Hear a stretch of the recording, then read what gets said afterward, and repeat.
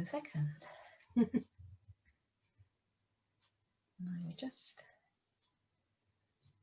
We are live. We are live on Facebook. Good evening and welcome to our most recent In Conversation. With tonight, we're talking to Jessica Redland. These events are free, but if you would like to give a donation to Libraries Unlimited, which is the charity that runs the 54 libraries in Devon and Torbay, plus the mobile libraries, there is a link in the chat. As I said, tonight, I'm pleased to welcome Jessica Redland, who is the author of 9 novels. I've put 9. I didn't know whether that included your latest, so I'm saying 9 sort of tentatively. 10. 10. It is 10. I'm getting lost actually with it a bit because some have been re-released, so yeah, 10. 10. Which are set around the fictional location of Whitsborough Bay. Thank you for coming to talk to us this evening about your 2 Christmas books, The Starry Skies Over the Chocolate Pot Cafe and The Christmas at Carly's Cupcakes, which I read both in September, which they were, I do love a Christmas book, and as soon as they start coming out from the publishers, I'm right in there for the blog tours. And it was my first, no, it wasn't actually, I think I had read The Secret of Happiness, longer ago. So I had a sort of slight introduction to Whitsborough Bay. But would you like to say a bit about both of the books, or one at a time, however you would like to do it? Yes, so thank you very much, Karen, and thank you to the libraries for inviting me along. It's an absolute pleasure to be here. So I have my visual aids. These are my 2 Christmas books, and Starry Skies Over the Chocolate Pot Cafe and Christmas at Carly's Cupcakes. They are not strictly a series, but they're sort of a sequel to each other in that this one starts and it's 2 businesses. This is Carly's Cupcakes, this is the Chocolate Pot, which is a cafe, and they are next door to each other. And so the 2 business owners are friends. They've helped each other out with their businesses over the years. So this one is all about Carly's story, set purely in December. It's a shorter story, very much kind of feel good as she's dealing with the approach to Christmas, stacks of orders to make the Christmas cupcakes and Christmas cakes, and her sister works for her in the business and has proven to be a bit of a liability. And I've got a passage I'll read a little bit later following on from that. And then this one is the follow-up. Carly's good friend Tara, who runs the chocolate pot next door, she lets something slip in a conversation with Carly in Christmas at Carly's Cupcakes, and we get to find out all about her backstory and what that information was in Starry Skies. And the great thing is, as I said, they're not strictly a series. You can read them the other way around, but if you read this one first, you would get a couple of spoilers from what happens in this one. But the lovely thing about it is that you get to find out what happens to Carly afterwards. Her story beyond her happy ever after doesn't warrant a book of its own, but we get to see what happens in here. So yeah, that's both the Christmas stories, and Starry Skies is set, and whereas, as I said, Carly's Cupcakes is purely set in December, so it's very much about the approach to the festive season, and also her sister's getting married, so there's a wedding in there as well. Starry Skies is set from Christmas Eve one year up until Christmas Day the following year, and although most of the action is front and back ended in the festive period, there is a fair bit that happens during the rest of the year, which is it's very much a journey book. So as we see 2 very different Christmases from Tara's perspective. It is, and I like well, both the women are really sort of strong women, but they both have got sort of, you know, things going on that are quite, you know, they're both really hard working, well, almost workaholics, aren't they, really? Yeah. in a way. And I like how you revisit the characters. It's almost like you say, it's not like a sequel or a series, but it is, because you sort of, they pop up again and you're like, oh yes, I remember them. And is that the way through all 9? Are there characters in Yeah, well, what started off my very debut book, and I started out with a publisher, and we'll talk a bit more about my journey, I think, later, won't we? But I started out with one publisher, then I became indie, and then I got a brilliant deal with Boulder Books. And Boulder Books reissued quite well all of my back catalogue ultimately. So things have shifted around a little bit. I originally started with a trilogy, And what is now book 2 in that series is what was book 1 of the trilogy. And it became a 4-book series because after I'd written the original trilogy, I wrote a prequel. And then I wrote a follow-up to the prequel. So they've been put together, and they're now book 1, which is a book called Making Wishes at Bayview. And it's linked to the rest of that series, which is called Welcome to Whitspur Bay.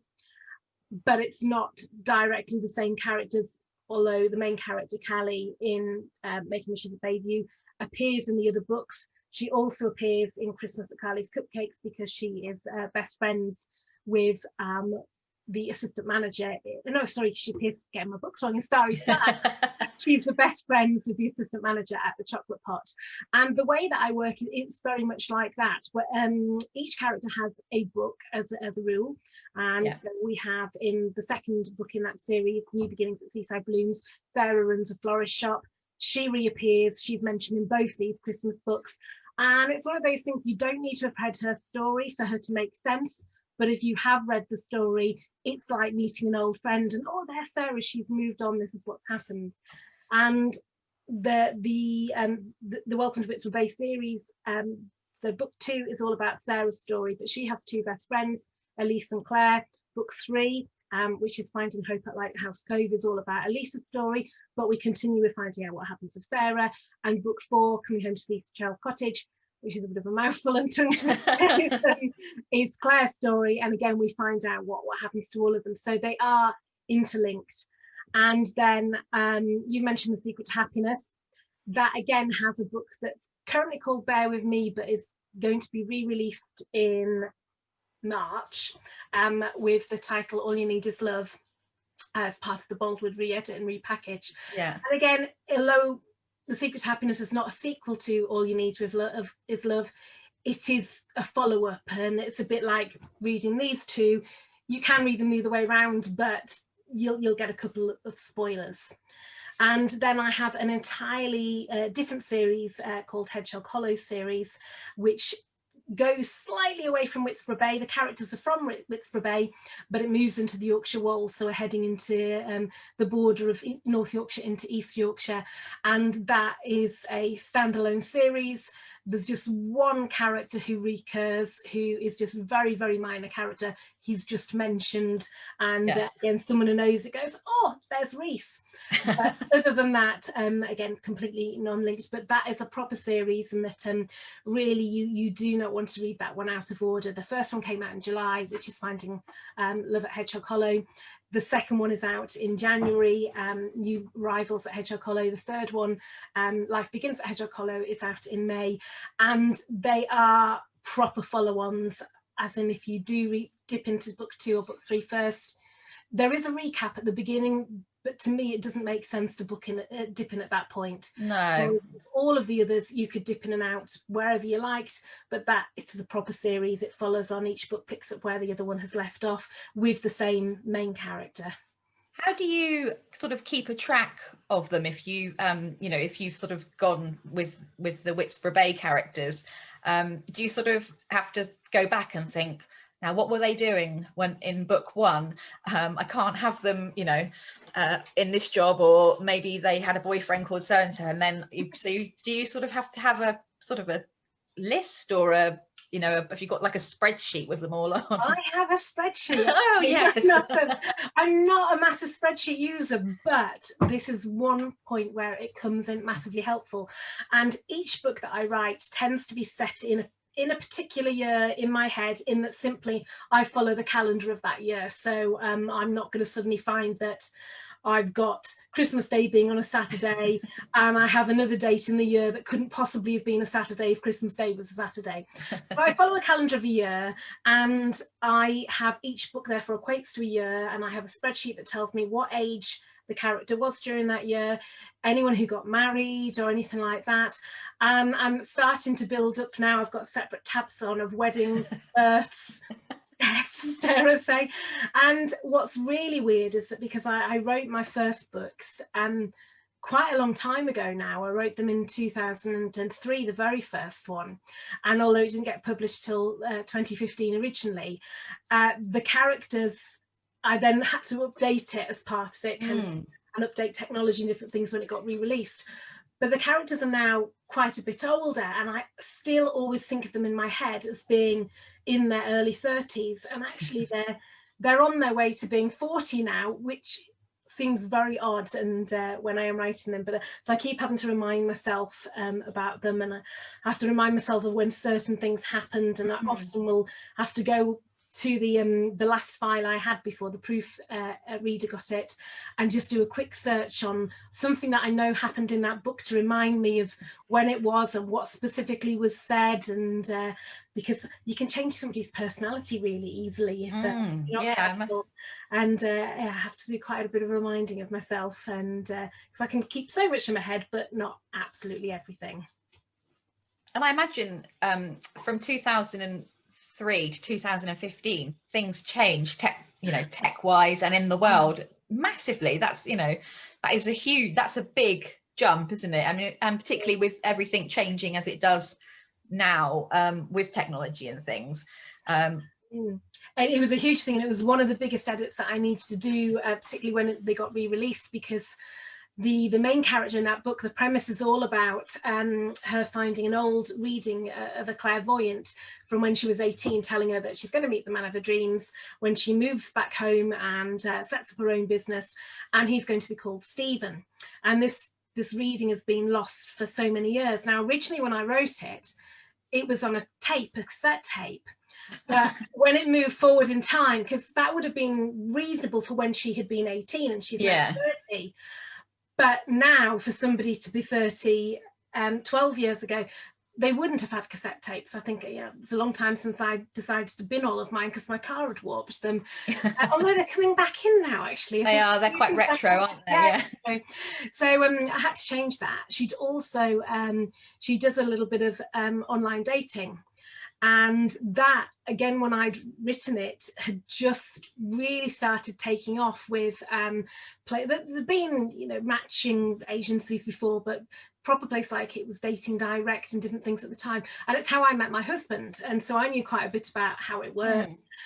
But of course, now you've got Tinder, but I didn't want to go through the Tinder route because the story didn't work with that type of technology. No. But it also caused you a lot of problems because a couple of miscommunications through text messages failing to send and different things like that again would have been the case with old phones. Yeah. You suddenly, you'd know nearly everyone's got an iPhone. So you have to really think hard about how to use your technology when you're updating something, and it caused me quite a few challenges in some of the plot points I had, and we had to rethink a few aspects of the book to make that work. Were they originally published as paperbacks, or were they ebooks when they first came out? They were ebooks, but they were available in paperback as well, just on a print on demand basis. And but the publisher that I was with, they were a new publisher that set up, and they published the three of them and the novella over the space of about 15-month period, but they'd ceased trading pretty much by the end of that. Hadn't worked out for them, and so I ended up I've got a garage full of book 2 and book 3 in the series, but I have no book 1s left, so I can't even say to somebody, yeah, have a little retro package of mine. Have a set. Yeah, have a set, because what good is books 2 and 3 without book 1? So I have to have a think about what I'm going to do with those. I'm not quite sure. But I had a load of extra because they went to print at one point, and the printer didn't print the cover properly. So when they came, it was all just slightly offset, the spine gone onto the front. So I kept getting new batches sent to me. So I do have a ridiculous quantity of book 3, which keep moving around the garage. And you'll have to do like a big car boot sale. And excuse me. Characters we touched on with your sort of spreadsheets, and the characters in this book, firstly talking about starry skies, I really took to Tara. I think you either characters can be quite sort of subjective, can't they, really? I think people would struggle not to like Tara. I think she's really interesting, and she's had a really sad life, and she has been let down, hasn't she, by badly, so many times, and by so many people, that I can see totally why she only trusts Hercules. So do you want to have a say a bit about who Hercules is? Because I was intrigued. Do you have a house rabbit for a start? Because no. No, I am. One of my little Easter eggs, if you like, in my books, but this I think it might have changed a tiny bit in editing now, was that I have an animal in every single book, a dog or a cat mainly, or both. And then I just thought I can't have. My characters don't always own a pet, but I do have a number of characters who do. And I thought, well, it can't always be a dog and a cat. Let me just have something a little bit more of a variation. And with Tara, she lives above the Chocolate Pot Cafe. She lives on the 3rd floor, the first 2 stories of the business. And I just thought it would be hard for her to have a dog because she's working all the time and she can't be there to look after it and exercise it. It would be challenging for her to have a cat because the only way to, other than a fire escape, to get into her flat is through the business. But she could have a house rabbit. So yeah, I have Hercules, the giant house rabbit. He's the 3rd generation of giant house rabbits that she has. The name my husband came up with, and I just thought it was genius. I said, I want something that kind of is something to do with size, and he immediately just came out of Hercules. I thought, that is just perfect. And the previous ones, I think I have Titch and Dinks, and Dinky, and yeah, just absolutely love him as a character, and he just really took off. And I think it's lovely when I get reviews and people do mention how much they loved Hercules. Oh, I did. I loved him. He was. And he's really, I think he's really sort of fundamental to her story, isn't he? He is her real, you know, for that time that she's in that really dark place, he's her sort of soulmate, and the others obviously have been as well. That they're the only, not people, but they're the only thing that she goes home to and sort of lets herself be, because she's lives that sort of she's a bit like a tortoise, isn't she? She's got that hard shell. Yeah, she's, I mean, as you said, she's been let down by so many people, and she's stopped letting people in because you don't let them in, they can't hurt you, they can't let you down. And she's very highly respected, runs a really successful business. Everybody who works for loves her, and she's a really fair boss, really great, very highly thought of in the community, but she just keeps everybody that bit of arm's length, and she's lonely. And yeah, she goes home to a house rabbit who is really her main friend, her only family. They spend Christmas Day together, and it's become a bit of a routine, her and her house bunny just all alone, and they have a few things that they do together, like watching through a back catalogue of Friends episodes, but just the way that the house rabbit picks which series that they're going to start from and then work their way through. And I think part of me writing this was there are so many books about people who absolutely love Christmas and are all excited, or maybe hate Christmas a bit, but not some major reason why they hate it. And Tara does have a huge reason as to why she doesn't like Christmas or New Year, but it's the best time of year for her business. So she's got this kind of a bit of a quandary. She'd like to hide away from the world, but actually she needs to be out all there, happy, jolly, making the business work. And then yeah, comes back to just this loneliness of just her flat and her rabbit, and whichever season of Friends they decide to watch on Christmas Day together. And but shows the difference between what can happen when you start letting people in. And we've got 2 very different Christmases for her from the start of the book to the end of the book. I think I liked that. I liked the fact that you made her letting people in the sort of turning point, really, without giving away spoilers. But it was that sort of the fact that she talks to Carly that sort of first time is that sort of it's good to talk, it's good to share sort of thing, was really poignant, I think, in the book. And I really liked that as a because, like you say, not everybody does like Christmas, and they have their reasons not to like Christmas. It's not all tinsel and fairies for everybody, is it? So it's good to read a book that has that within it. And I very much wanted it to be, she's not miserable at Christmas because she hasn't got a man, and that anybody who hasn't got a man will be miserable, because that's absolutely not what I tell in any of my books. It's more about her and her friendships and how she feels about herself and about her past that's led to her being lonely, and it's about the friendships and the people she works with that help her move through that and go on that journey of discovery for herself.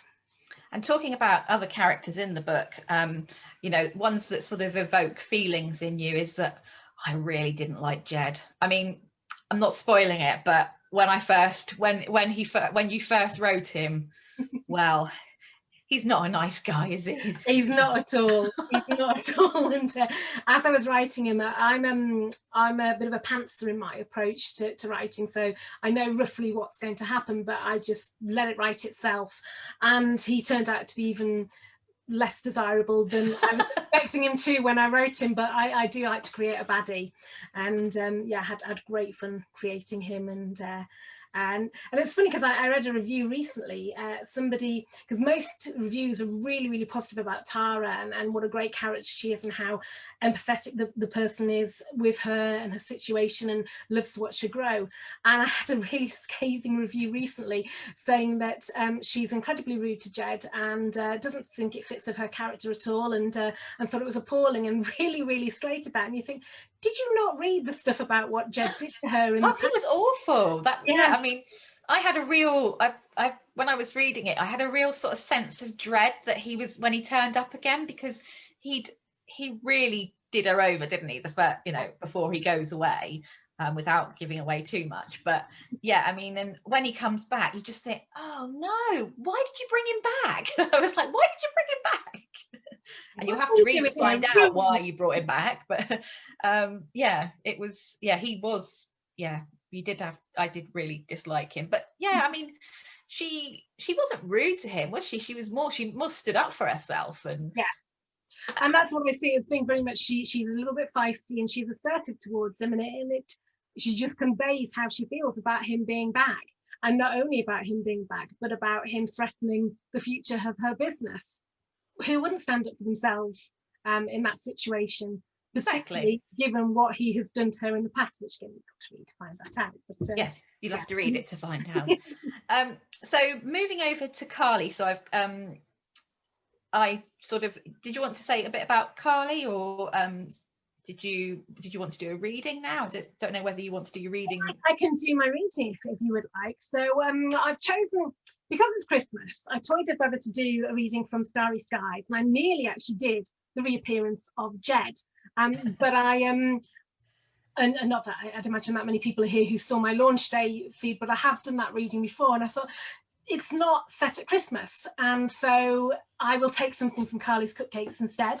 Show it again, which is set at Christmas. And because it's purely December, this is in the run up to Christmas, each of the chapter tells us at the beginning how far we are from Christmas. And so we're at chapter 13, it's 8 days until Christmas at this point. So we're getting very close. And as I said, Carly runs a business, Carly's Cupcakes, and she makes obviously cupcakes with festive imagery on the top, but also loads and loads of cakes. But she also has celebration cakes. I mean, people still have anniversaries, christenings, birthdays, etc. that she's making for. So really busy time of the year. And her sister, who's a bit of a liability, has had one of a number of strops and has walked out at this point. And again, sister is one of these, talking about characters that people dislike. People get a little bit rubbed up by Bethany and start thinking, why on earth would Carly keep giving her all these chances? But as Bethany's story comes to light, we discover why it is that Carly really can't dismiss her sister, and why Bethany is the way that she is. So Bethany's walked out, and Carly's kind of desperately trying to catch up on everything. But the good news is that her best friend from her school days, Liam, has confirmed that he is going to be on leave from the army for Christmas and will be coming home. And Carly has held a torch for Liam as long as she can remember. But because they've been such good friends, there's been that fear of, if I tell him, could it ruin the friendship, and just not prepared to do that. And as they've got older, they've both been in various relationships and the timing's never quite been right. But he's confirmed he's definitely coming home for Christmas, and she's wondering if she can finally tell him how she really does feel. And actually, this is something where the friendship between Carly and Tara comes into their own, because it's Carly sharing of Tara how she feels about Liam, the first time she's told anybody this. Even Bethany doesn't know. And Tara saying, you've got to go for it, you've really got to do that. That then makes Tara start thinking later in Starry Skies, you know, she confided something big in me, maybe I should let a bit back. So we've got had a very, very busy day in the shop. By 5:30 p.m. I was exhausted. Hunched up over the table all day with only a packet soup for lunch was not ideal, but at least I'd finally caught up from the delays caused by squeezing in the christening cake for Jasper and from Bethany walking out. Several of the Castle Street businesses were open on a Sunday, but I'd resisted it, knowing I'd burn out if I opened 7 days a week, although it was very rare I actually got any time off. Those who opened on Sunday tended to close at 4 p.m, which meant there wouldn't be many people around just now. Perfect for a quick stroll and my first fresh air of the day before moving on to my next cake. As I stepped out of the front door, I inhaled the delicious aroma of chimney smoke. I loved that smell. There was something about real fires that was so intrinsically Christmassy. I paused for a moment to look up at the white lights strung between the shops like stars in the inky sky. It was a beautiful simplicity that made them so enchanting to look at. Something wet landed on my nose, then on my cheek. I looked up at the sky again. More snow, yes! Even more perfect for an evening stroll. I thrust my gloved hands in my pockets as I meandered up Castle Street, looking at the Christmassy windows. The Wedding Emporium's window display, which I'd barely glanced at last night, was stunning and so perfect for the season. A red and white wedding gown, a red adult bridesmaid dress, and a white and red child's dress. It looked as though snow was resting on the shoulders of the mannequins and on the floor, and there were deep red roses strewn across the floor too among sprigs of holly. The window of bay books depicted a Santa's workshop scene. The elves were supposed to be busy making toys, but were actually engrossed in reading books instead, resulting in toys tumbling off the conveyor belt. I continued to move from window to window, smiling at each festive display and marvelling at how creative some of them were. Near the end of Castle Street, opposite Seaside Blooms, I found my favourite. Bear With Me, a specialist teddy bear retailer, had a double frontage like many of the shops in the street. In one of the windows, there was a fireside scene. Santa's boots dangled above a tissue paper fire, and cute plush teddy bears poked their heads out of colourful stockings hanging along the mantelpiece. In the other window, a beautifully painted wooden sleigh was filled with more traditional-looking jointed teddies in various colours and sizes. Some were dressed in full winter finery, some in hats and scarves, and others were taking a chance that their fur would keep them warm enough. Bethany, a huge fan of teddy bears, would have loved it. I'd never really been into them, but looking into their cute faces just now, I could see the appeal. With the snow around me fluttering to the ground, they suddenly seemed quite magical. The ringing of my mobile tore my eyes away from the shop window. My heart leapt at Liam's name as I accepted the FaceTime call. "You're not home early, are you?" "I wish. The flight time's changed and I won't be back home until really late tomorrow night, or maybe even the early hours of Tuesday. Are you free on Tuesday night to go out for a meal?" I grinned. I might be able to shuffle a few things around in my incredibly hectic social schedule just for you. Why don't you stop by the shop during the day though? Because it's your busiest time of year and you won't get any work done if I'm there to distract you. He smiled so tenderly that my heart melted. "I'm dying to see you, but it will have to wait until your icing snowmen and Santas aren't vying for my attention." "Fair point," I said. "All good things come to those who wait. What time on Tuesday?" 7? Perfect. Have a safe journey home and wrap up warm because it's snowing in Whitstable Bay. Really? Right now? Right now, although it's only just started. Show me. I slowly turned in a circle, pointing the phone towards the sky and up and down the street before turning it back to me. "I'm so jealous," Liam said. "I'd trade the heat of Afghanistan for snow any day. Do me a favour and take a selfie of you with some snow and send it to me so I can pretend I'm there." "I wish you were here right now," I said, feeling brave. "So do I." Liam's voice softened.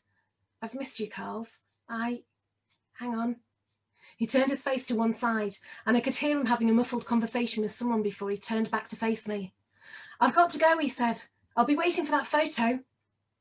When he'd hung up, I checked myself in the selfie setting. There was colour in my cheeks, and the snow had made my eyes sparkle. Snowflakes had settled on my hat and scarf and in my long hair. Very wintry. Liam would approve. Holding my phone out, I twisted position until I had the best angle of Castle Street, showing the most snow, then clicked and sent him the image. Moments later, Liam responded with beautiful 2 kisses. My stomach did a somersault. Does he mean me or Castle Street in the snow? Please let it be me. I put my phone in my pocket and turned to take one last look in the window of Bear With Me. Do you dare me to be brave and tell him how I feel? I asked the bears. If you listen really carefully, they sometimes answer. I spun round and came face to face with the shop manager. Gemma, you scared the life out of me. Sorry, she said, smiling at me. I didn't mean to creep up on you like that. I got part way back to the car and realised I'd left my phone under the counter. She pulled out her keys and unlocked the door. I have no idea who you were talking to, but unless he's married or underage, my advice would be to tell him. You think so? She nodded. Definitely. And I speak from personal experience. It can be scary, but sometimes you have to put yourself out there because the reward can be really worthwhile. Feel free to ask the bears for your heart's desire. Just make sure you listen to their answer, or you might need to come into the shop to hear what they have to say. The glass is a bit thick for them. Gemma winked and closed the door behind her, leaving me laughing. To an outsider, they'd probably think Gemma was a crazy bear lady. I didn't know her well, but I'd met her enough times to know it was tongue-in-cheek. Although Gemma hadn't been making a dig, it struck me that the one and only time I'd been in Bear With Me was when I'd been about to open Carly's cupcakes and had distributed my business cards.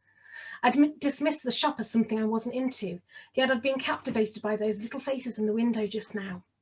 Perhaps I needed to open my eyes a bit more. Maybe I'd take a rare break tomorrow and have a look around. I took one last look at the bears, then ambled back to my little corner of the world, thinking about Liam.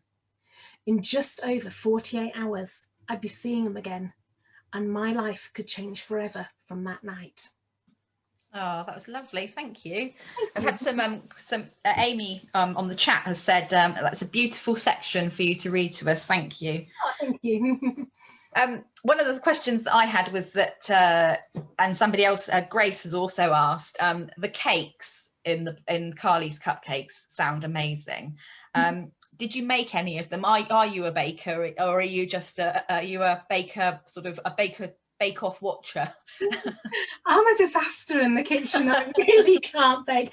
I'm not. I have a few friends and a family member who are brilliant at making cakes, and so often when they've made one for child or friend or whatever, they'll post a picture, and I'm in awe.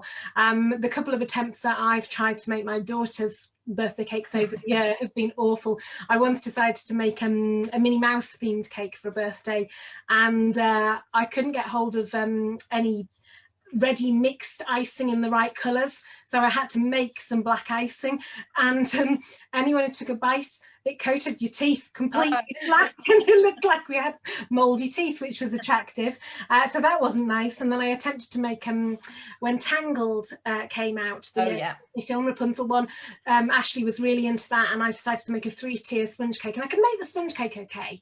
It was the icing that was a bit of a problem, and I wanted to make it pinks and purples. Again, tried to mix the icing, weirdest shades of purple I've ever seen in my life, and I had all of these ideas of making figures, and in the end that wasn't going to happen, and she had some little Disney plastic figurines. They went on the cake instead, and never again. So I can't cook. I don't watch Bake Off either. It's one of those things that I'd enjoy it if I watched it, but it's too big a time commitment to watch, because up until recently I had a full-time demanding job as well as being an author, and so kind of evenings were my writing time. So really all my inspiration came from a Pinterest board. I've got a Pinterest board for all of my books, and I make them secret while I'm writing the book, and then I open them to the public. So search on Jessica Redland on Pinterest. I think I'm the only one on there. You will find me, and you can see all the inspiration for characters, settings, cakes in this case, cakes in other ones. So yes, Pinterest, there are some very talented people when it comes to baking cakes and decorating cakes. Not one of them. But you would never tell. You would, from your writing, you obviously have got a good imagination for cake, because it does come over that you've lived that cake experience? Karen, I love to eat cake. It's one of my Don't we all? Oh, I love a bit of cake. And actually, I have had a go at most of the techniques and things. So, you know, Yeah. it comes to a little bit of knowledge, but not any competence would be. You can't be good at everything, can you? I'm rubbish at baking. I really am. I like eating them like you, but I'm not a baker at all. Sort of going to your so I'm looking at the time, and I'm shocked to say that we're nearly at sort of like 10 minutes to go. It's gone so quickly. It goes fast, yeah. How long? So you mentioned at the beginning that you sort of wrote your first books in 2003, and then you got published in 2015. Is that how long it took you to get published? No, more how long it took me to write a book. So I suppose when I first had the idea in 2002, and I was a bit of a crossroads in my life, and I ended up moving back to the north and opening up my own business. So where knowledge of retail comes across, I have run my own teddy bear shop for 2 years. And which is probably why I picked Castle Street full of independent shops and businesses, because I understand what that is like. And I started writing the book in 2003 on quiet days in the shop, so rainy days, etc. And I suppose as part of me didn't really believe I could write a book. And then I started learning how to write a book and reading how-to manuals. And it actually took me 10 years to write my first one, not because it takes 10 years to write a book, but because I would have significant gaps. We're talking a couple of years where I wouldn't write at all. I closed down my business. I relocated to Scarborough. I had several different jobs. I got married. I had a child. And so lots of big life events got in the way of that. And then I finally had a decent job, and I used to commute on the train from Scarborough to York each day. And I would make them my commuting journey. So about an hour on the train each way would be writing time, and that's when kind of the volume started really building up. And then I joined the Romantic Novelists Association's New Writer Scheme in 2012, and I put my debut novel through that 2 years in a row because there was a few changes needed to be made. And after it had gone through the second time, I then sent it off to publishers, and I had about, I always forget the numbers, about 25 to 27 rejections altogether. Wow. But I then got to at the point where I was going to go, do you know what, it takes so much time to submit and prepare, and everyone wants something different. I'm going to go indie. But then both the last two companies who had my manuscript both made me an offer, so I was in a very nice situation where I could accept that, and I was well on the way with my second book at that point. And then by the time my first one was published, I was nearly at the end of the second one and starting the third one or thereabouts. And now I can write a book in a couple of months. Really? Yeah. So do you, because you put out more than one a year, so that's quite a lot, isn't it, to, you know? Yeah, I mean, this year was a kind of a bit of an epic monster year. I've had 7 out this year, but that was a combination of new ones and back catalogue. So the entire, in fact, only one new one within that. So Secret to Happiness, which came out last September, was my first Boldwood book, and that was a brand new one. And then the series of 4 books came out between January and March. Then I had a brand new one, the first Hedgehog Hollow one in July, and then the 2 Christmas ones are also back catalogue. But I didn't really have much of a readership on my own. So for most, although it does very clearly state in the blurb and everywhere, they have previously been released. Yeah. Most people who are finding them this time round are finding them brand new. And so then I have 2 more from my back catalogue to come out next year, 2 new Hedgehog ones. That then takes me to the end of my first 12-book contract with Boldwood Books. Then in September, a new 12-book contract with them starts, all of which are brand new books, and that will be a Christmas book out in September. And then in January 2022, what should be the final one in the Hedgehog Hollow series, but it was going to stop at 3, but I had another idea, so it's gone on to a 4th one. You never know. If people are still loving it, there's mileage. Yeah. So we will see. I love your books for 2 reasons. One, because they have happy endings, and I do like a happy ending, and the other was because they're inspired by my childhood holiday resort, which is Scarborough, because my family come from Scarborough. Oh, fabulous. So yeah, so I spent probably every holiday from the age of, well, from, I think the first time I went to Scarborough I was sort of months old.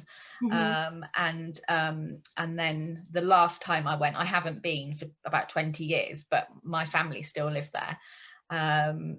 Yeah, so it was about 1990 was the last time I was up there. So, but yeah, I have very fond memories of Scarborough. Bits of it will be very, very familiar, but bits of it will have changed very much since then. Boises is still there, which it is, yes. Yeah, the whole area around North Bay, massive development, and that's where The Secret of Happiness is predominantly set in front of the beach there. So that wouldn't be. I'm not really sure what it was like before that, because that development was underway not long after I relocated here, and I didn't know Scarborough that well before. I'm from Teesside, and if we went to the coast, we would go to Whitby. I'd only been to Scarborough a couple of times in my life when I was quite young and didn't really remember it that well. No, I do love it, and I recognised it when I read The Secret of Happiness. I could sort of, and then I thought, this seems really familiar, but I don't know why. And then I read that it was inspired, and I was like, yes, that's why. That is why. So the spa and all over there, and the big hotel, and going over the bridge from past the, is it the Grand Hotel? Yeah, I've got the Grand Hotel, and so one of the characters in The Secret of Happiness, Karen, she works in what would be the equivalent of the Grand Hotel, but not run like the Grand Hotel is properly as a 5-star, because it's run by Britannia Group. It was run by Redland and Britannia Group, and it's not luxurious accommodation that it was originally, but in my books it's 5-star, the poshest hotel in town, and kind of really, really posh. So I very much, it's called the Ramparts Hotel, and that very much is, it's the Grand. Slight difference of position, but not much. And Castle Street is, do you remember Bar Street then? Yeah. So Castle Street is positioned where Bar Street is, inspired by Bar Street, and then it's full of independent shops and cafes and businesses, a lot wider than Bar Street, and therefore a bit more like some of the cobble streets you get in Whitby, Robin Hood's Bay, again wider versions of those. So it's a very much an amalgam of all of those. But even all of the pubs that I mentioned, although they've all got different names, anybody who does know the area well would think, I wonder if that's such and such a pub. And, yes, you're probably right. And it's lovely when people do say they recognise the area, either because they know the area or because they've been on holiday. Although again, I got to go on about my negative reviews. I got a really bad review recently saying I really struggled with this book being Scarborough but not being called Scarborough, and gave me a negative review on that.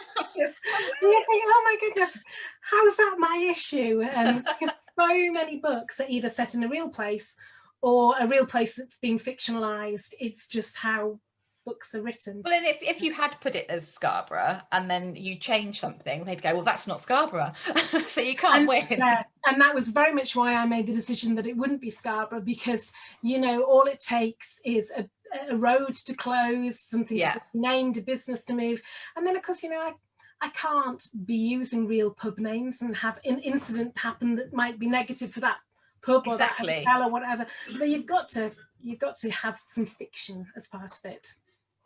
So we've got 5 minutes left. So I've got a couple more questions. So actually, I think you sort of answered it, because I asked you if you were a planner, but you said you were a bit of a pantser. So so I know my characters really well, so I do really flesh them out quite well, and I know roughly where the story's going to end and what I want it to be, but then let the characters just take off, and some of them have been surprising, like I said with Jed earlier. There's also there's a character in The Secret of Happiness who was going to be a bad character, and as I was writing her, she was, no, I don't want to be a bad character, I want to be good, and she actually became a good person, and somebody else unexpectedly became a bad person, and I quite like seeing how that just takes me. Yeah, I think that I find that really interesting when authors say that their sort of characters speak to them, and I think until you do it, I don't think you can probably imagine that happening. But and when we say this, we haven't got voices in our head, it's just more as in your head your character is developing. Well, at least I haven't got voices in my head, perhaps some other authors do. But they just you have a sense of where their character develops and where they would want to go with that. which is great fun, and it's the thing I really enjoy about the pantser approach. So finally, just a final question is, do you have any tips for any new authors out there, so are starting their journey where you were in 2003 and sort of juggling work, and because you're lucky now that you have been able to become a full-time writer, and that obviously has taken a little while for you to get to that. So anybody who's sort of starting their journey, what advice would you give them? So the biggest thing is keep believing in yourself and what you're doing. Write a story that you want to tell, and don't try and chase a trend, because by the time you are ready to be published, or if you go indie, or if you go through publishing route, which adds even longer time onto it, the trend will probably have passed by and gone. So write what you want to know, write stories that you would want to read. But do learn your craft. A lot of people think, oh, I'll just write a book, and they just take off and they write it. And I used to think, because I was good at English and good at writing, I could just write a book. But then I learned how to write, and it's actually really quite different. So read some good how-to books. There are some great ones out there around structuring and technique and point of view, because there are lots of mistakes that you might not realise are mistakes. And as a reader, you might not be able to pinpoint them in a book, but you might think, I'm not really getting this on with this book, and it's because of a number of the errors that are in there. So do learn your craft, and one thing you do need to be is really resilient. There are a very small number of writers who will not get rejections, have debut success, and have six-figure deals. They are the absolute minority. For most of us, there's rejections, and even if those with the six-figure deals and the debut that takes off, they will still get negative reviews. And in fact, because they are having more and more of their copies of their books read, proportionately they're getting a lot more negative reviews. And it can be hard, because actually as writers we tend to be sensitive, but you do have to develop an element of a thick skin and not let rejections put you off. If you are meant to be a writer, you will become a writer. If it's in you, if it's in your blood, if it excites you, then do it. If you are writing because you think it's a way of making a fortune, no, probably not quite the fast book career choice. But I couldn't imagine not writing. It's just absolutely been in me. And even when I look back over my career before that, I've mainly worked in HR, other than that couple of years running my own business. And I can look back at every job that I did in HR that I loved the most. It involved writing or involved developing people. And I just was able to take those skills and translate them into, so I might develop a person by coaching and supporting them and training them. Well, that's me looking to develop particular skills and behaviours. That's me developing a character when I come to writing a book. And so yeah, keep harnessing the skills you've got. Don't give up. But it can take a long time to get there, and speak to most writers. Listen to chats like this. There's Kim the Bookworm does a brilliant chat 8 o'clock so I'm going on to that tonight after this. Oh, are you? On her Facebook page. I think Kim's being interviewed herself tonight, actually. The tables are turned, and different writers every week, and you'll pick up so many brilliant tips, but you'll also hear all about the resilience that is needed and how many knockbacks authors have. I mean, myself, a couple of years ago, this time 2 years ago, I was ready to give up. It was awful. I wasn't selling anything, and just was thinking it's just not going to happen to me. But I couldn't have given up, because it's in me. And 2 years later, I'm officially classed as an international best-selling author who now writes full-time. And that was always a dream, but I had to keep believing that one day it could be me, a bit like the lottery, you know. And it was. And it was, yeah. 7 books in 1 year. I mean, that is. I know, that's a bit greedy, isn't it? It's fairly impressive, isn't it? I mean, it's been an absolute joy speaking to you. Thank you so much for coming along. And maybe next year, when your Hedgehog book is out, we can have another chat. So that would be lovely. We can talk all things spring and summer. That would be delightful. We can, yes. You can have we can have light, and you can have your pretty books. Your covers are lovely. They are just really beautifully designed. So You must be I'm very pleased. blessed with them. Yeah, every time Bolt send me a new cover, I go, it's my new favourite. Yeah. And it's really hard to pick between them because they're all so gorgeous, and very fortunate with that. Oh, thank you, Jessica. Thank you so much. And thank you for everybody for joining us. And we'll see you again soon. Have a happy, safe Christmas, everybody. Yes, have a happy Christmas. Cheers. Bye. Bye.